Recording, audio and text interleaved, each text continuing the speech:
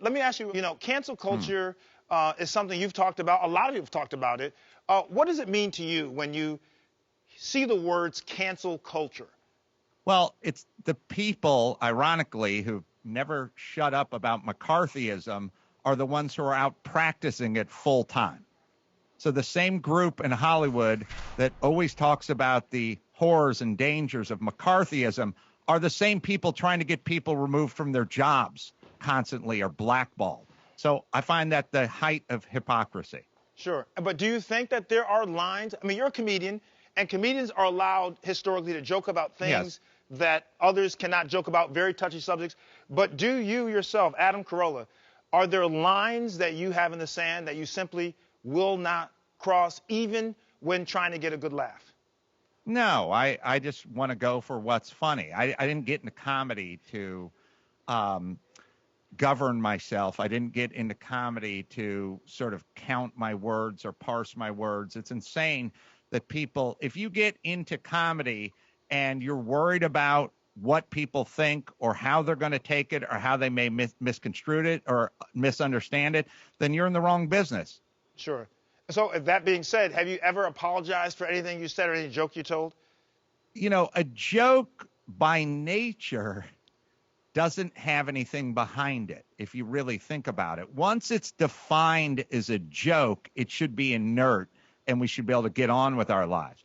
I've apologized to many people for many things I've said that weren't jokes, but once it falls under the heading of a joke, I mean, I have a 14-year-old daughter. I have to apologize 3 times a day. But once it falls under the heading of joke, then no. And if people are so thin-skinned that something is presented as a joke and they're still offended, then they need to go to another comedy club. Okay. Like I said, I don't know where the lines are when it comes to comedy. Obviously, if someone says this is a joke, it's different in a comical setting where a professional comedian is saying a joke. What's not a joke is when people are saying things that are widely offensive on social media.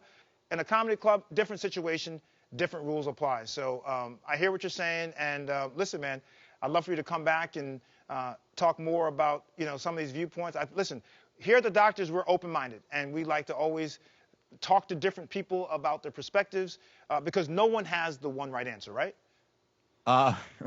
Well, I guess everyone thinks they have the one right answer, and everyone should then be able to express what they think, and people need to thicken their skin just a little bit, I don't know. Why be offended? Why bother going through life being offended?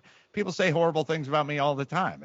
It's water off a duck's ass. I actually agree with having thick skin. I think there's twofold, and I'll end on this. I think you should have thicker skin and sometimes don't let stuff affect you.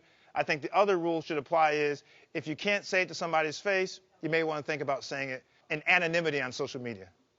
That is a very good rule, and it kind of comes right back to the golden one. That's right. Man, thanks so much. I enjoyed talking to you and hope to talk to you again, okay? Thanks, Dr. Ian. All right, stay safe.